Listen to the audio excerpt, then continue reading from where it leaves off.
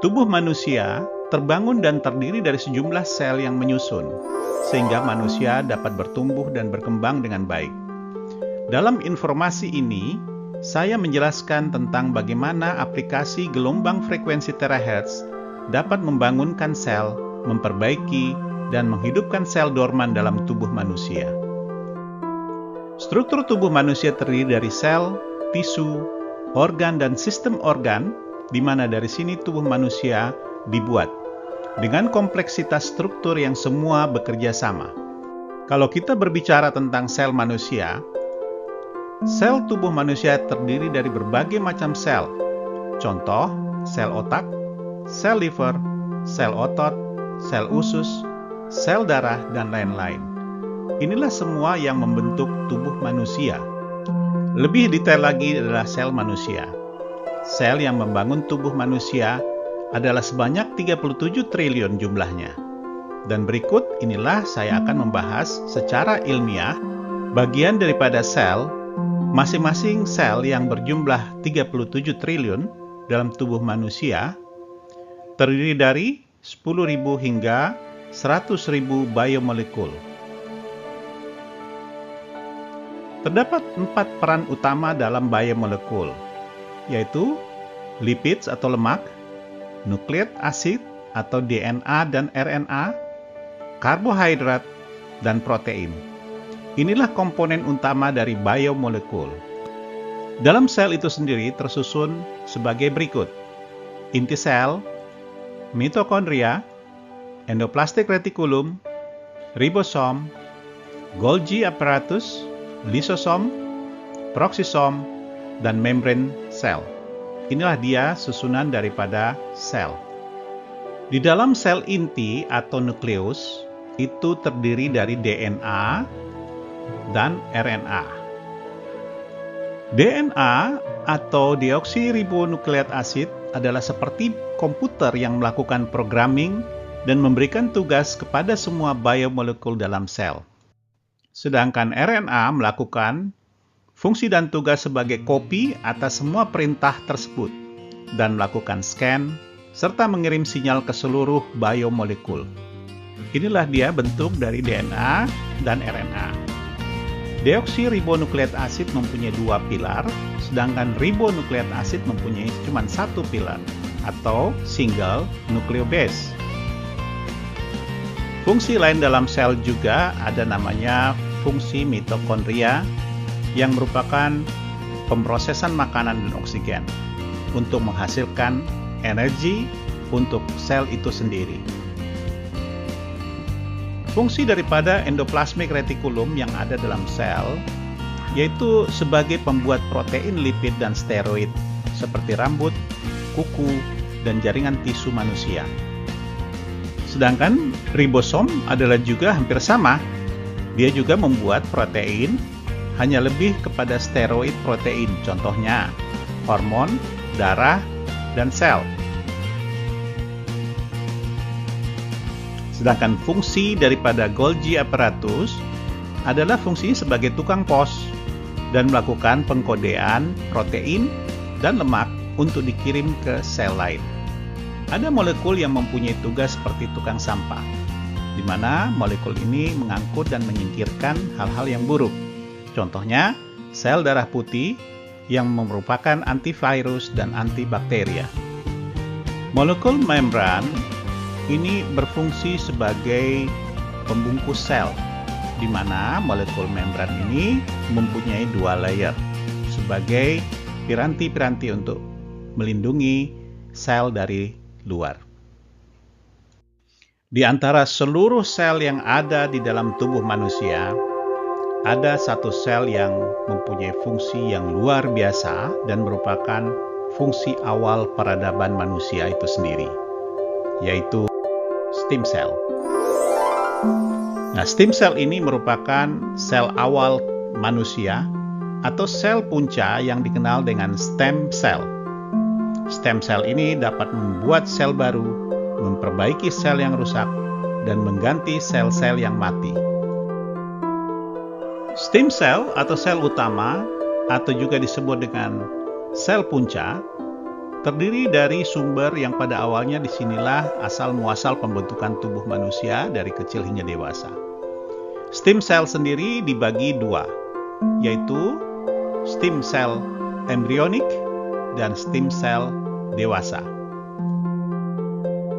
Stem cell terdiri dari sel embrionik atau sel awal manusia, asal-muasalnya dari bertemunya sperma dan ovum, membentuk sel tunggal namanya zigot yang bersumber dari plasenta dan tali pusar, kemudian berkembang dan menjadi bayi dan manusia. Stem cell dewasa. Stem cell dewasa ini terdapat secara khusus dalam tubuh manusia, sifatnya multipotent, hanya khusus pada sel sesuai dengan pembentukannya. Contohnya, sel saraf, sel liver, sel darah, sel kardia. Nah, inilah beberapa macam sel yang mempunyai stem cell. Dan sumber asal daripada stem cell itu sendiri dalam tubuh manusia, itu khususnya di bone marrow atau di tulang belakang. Dalam kondisi normal, sel punca ini yang berada pada sel dewasa dapat melakukan pembaharuan sel, perbaikan sel, ya, dan mengganti sel-sel yang rusak. Namun, sel punca ini selalu dalam kondisi berhibernating atau dalam kondisi tidur. Untuk menginduksi sel-sel dorman tersebut atau stem cell yang lagi berhibernating, maka dibutuhkan suatu energi yang dapat melakukan induksi terhadap stem cell. Berdasarkan beberapa penelitian ilmiah dan jurnal-jurnal, bahwa untuk mengaktifkan sel punca ini atau stem cell dapat dilakukan dengan cara in vitro, seperti contohnya mengambil sel sperma untuk membuahi sel ovum yang disebut dengan bayi tabung. Juga dengan sistem mengambil sel dari tali pusar atau plasenta yang digunakan untuk mengobati suatu penyakit turunan atau degeneratif. Kini, bahkan para ilmuwan telah menemukan cara lain mengaktifkan sel dorman tersebut melalui induksi gelombang elektromagnetik, maka dipilihlah frekuensi gelombang terahertz. Bagaimana dengan frekuensi terahertz itu sendiri? Frekuensi terahertz berada pada elektromagnetic spektrum, di mana gelombang-gelombang elektromagnetik itu terdiri dari radio, microwave, infrared, visible light, ultraviolet, X-ray, dan gamma. Sedangkan posisi daripada gelombang terahertz itu berada antara microwave dan infrared. Untuk lebih jelasnya, posisi gelombang terahertz berada antara panjang gelombang 300 mikrometer hingga 30 mikrometer dan frekuensi antara 1 terahertz hingga 10 terahertz atau disebut juga sub-millimeter wave. Kenapa terahertz dipilih untuk menginduksi stem cell manusia? Karena gelombang terahertz adalah gelombang yang tidak mengandung ion radiasi, sehingga tidak merusak sel tubuh manusia. Terahertz juga satu-satunya frekuensi yang dapat berkomunikasi atau beresonansi dengan tubuh manusia. Dr. Cochran adalah ilmuwan terahertz spesialis dan dokter yang bekerja selama 3 tahun. Mengatakan bahwa gelombang terahertz dapat menginduksi dan mengaktifkan stem cell dorman. Setelah diaktifkan, maka stem cell tersebut dapat memperbaiki sel yang bermasalah. Tubuh manusia itu sendiri ternyata mempunyai frekuensi yang disebut dengan human frequency, di mana ada beberapa pendapat ahli yang telah melakukan penelitian selama bertahun-tahun untuk menyelidiki tentang human frequency. Ilmuwan yang melakukan penelitian terhadap frekuensi dan gelombang ini adalah salah satunya adalah Alan Day McKissick. Dia menyatakan selama ini paradigma atau sains barat selalu mengatakan bahwa makhluk kimia dan mekanis adalah manusia. Tetapi paradigma baru yang muncul menunjukkan bahwa kita pada dasarnya manusia elektromagnetik dan vibrasi. Robert E. Becker dalam bukunya berjudul The Body Electric, dia menyatakan dan melakukan penelitian tentang diri bioelektrik kita. Robert Baker merupakan pelopor dalam bidang regenerasi dan hubungannya dengan arus listrik elektromagnetik pada makhluk hidup. Dan dia menyatakan bahwa elektromagnetik penting untuk kehidupan manusia, di mana sumsum tulang belakang dapat diregenerasi setelah rusak. Dr. Bruce Taino, salah satu daripada pelopor mengenai masalah human frequency, pada tahun 1992, Dr. Bruce Tainio dari Tainio Teknologi, suatu divisi independen dari Eastern State University di Chennai, Washington DC, USA, membangun monitor frekuensi pertama di dunia. Tainio menemukan bahwa rata-rata frekuensi sehat tubuh manusia pada siang hari adalah 62 hingga 78 MHz, di mana jika frekuensi turun, maka imun manusia juga akan turun. Bruce Tainio menyatakan ada beberapa klasifikasi terhadap human frequency, karena disebut juga bahwa tubuh sehat atau frekuensi sehat tubuh manusia adalah sekitar 62 hingga 78 MHz. Bila kurang daripada itu, turun menjadi 58 MHz, maka disebut imun tubuh yang berkurang. 55 MHz gejala flu dan pilek, 52 MHz Candida atau Epstein-Barr atau penyakit kulit lainnya, contohnya herpes dan lain-lain.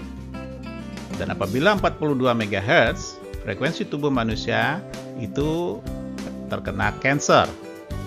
Demikian pun juga apabila turun daripada itu hingga meninggal.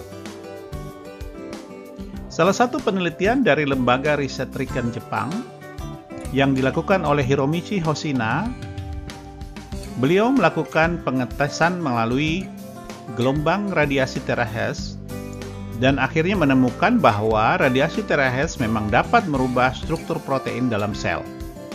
Dalam jurnal ilmiah berikutnya yang dilakukan di Korea, ini menemukan bahwa potensial clinical application daripada terahertz radiasi, di mana klinik application ini dapat melakukan treatment terhadap pasien-pasien kanker, seperti yang digambarkan dalam diagram berikut ini, di mana melalui suatu induksi gelombang terahertz 1,65 terahertz dapat menimbulkan demetilasi daripada sel-sel kanker yang ada. Ini contohnya adalah kanker payudara.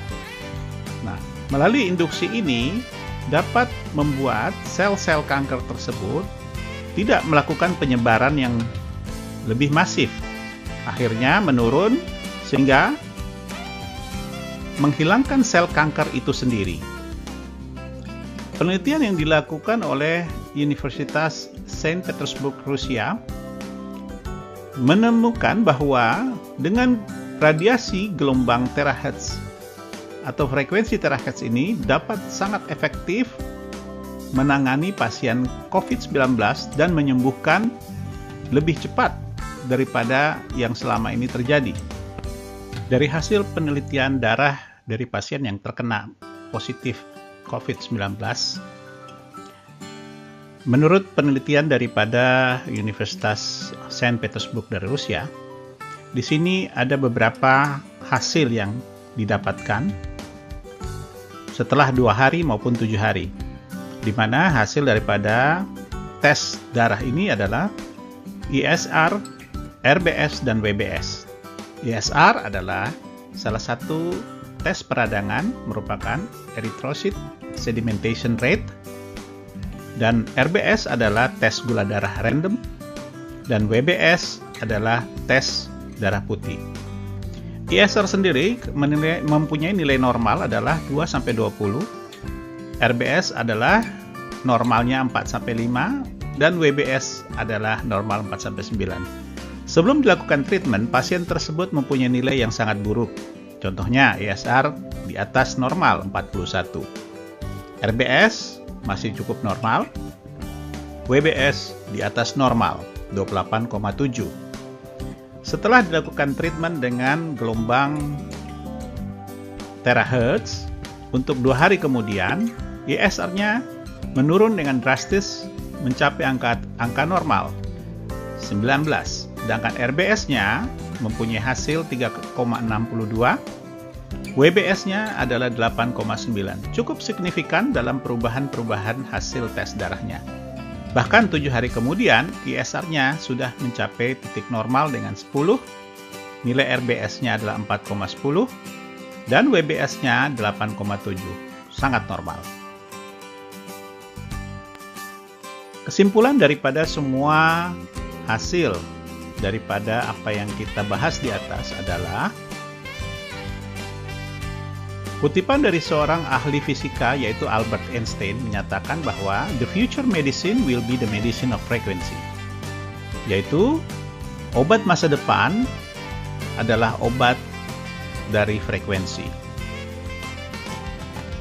Dari hasil penelitian ilmiah dari Institute of Integrated Cell Material Sciences, Universitas di Kyoto dan Universitas Tokai di Jepang dalam jurnal Optics Letter, menemukan bahwa frekuensi cahaya terahertz dapat mengubah ekspresi gen dalam stem cell.